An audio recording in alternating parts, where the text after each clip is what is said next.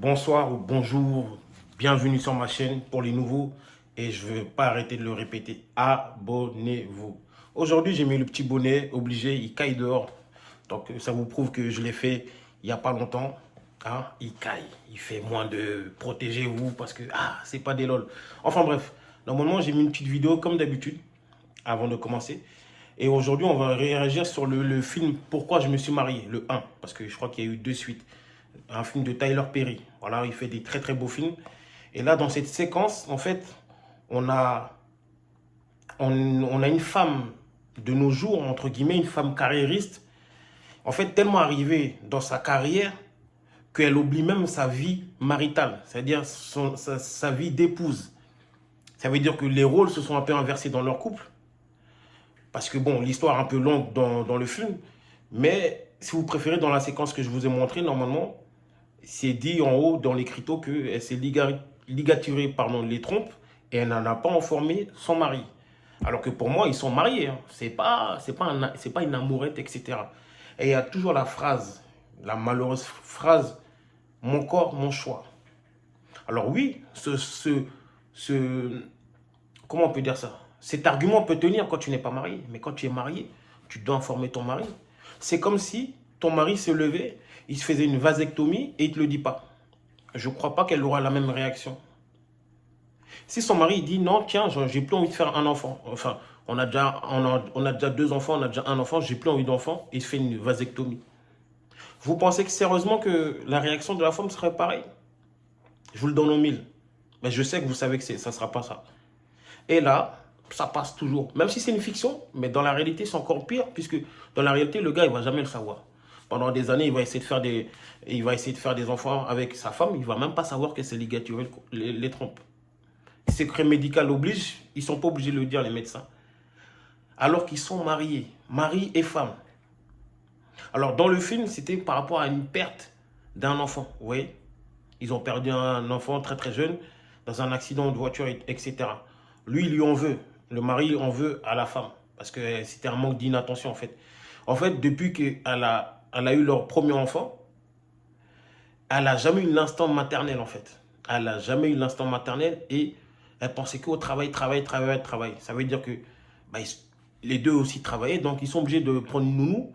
Ça veut dire que c'était un truc comme ça, en fait. La nounou gardait son enfant plus que elle.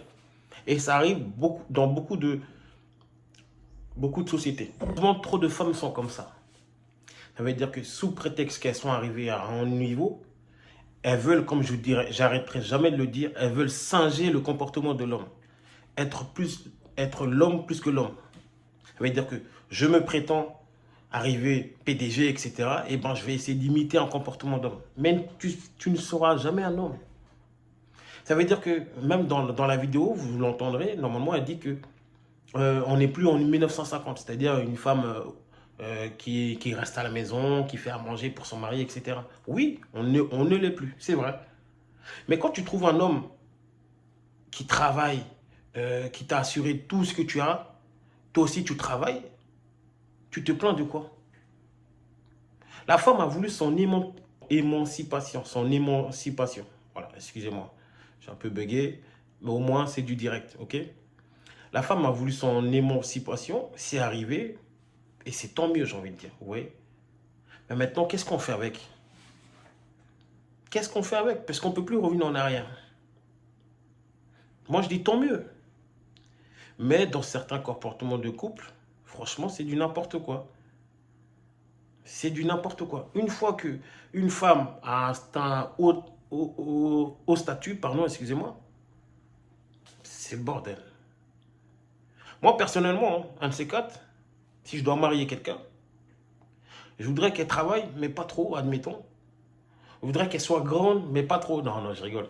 En vrai, je voudrais que si j'ai les moyens, écoutez bien, si j'ai les moyens de l'assumer du début à la fin, j'aimerais une femme qui reste à la maison. Après, ça c'est mon choix. Si j'ai les moyens, je dis bien si j'ai les moyens.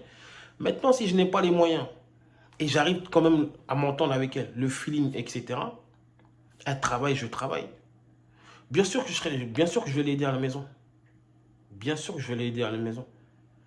Mais il ne faudra pas dépasser comment on dit ça? Il ne faudra pas dépasser les limites, entre guillemets. Ouais, faudra pas dépasser les limites. Moi, je suis prêt à aider. Il n'y a pas de souci, c'est normal. Aider à s'occuper de l'enfant, ce qui est tout à fait normal pour moi. Les tâches ménagères, admettons, peut-être. Hein. Je suis peut-être trop déconstruit, hein, mais je serais prêt à faire ça. Mais par contre, tomber sur une femme qui va avoir des foutaises en face, ça ne sera pas pour moi. Ça ne sera pas pour moi.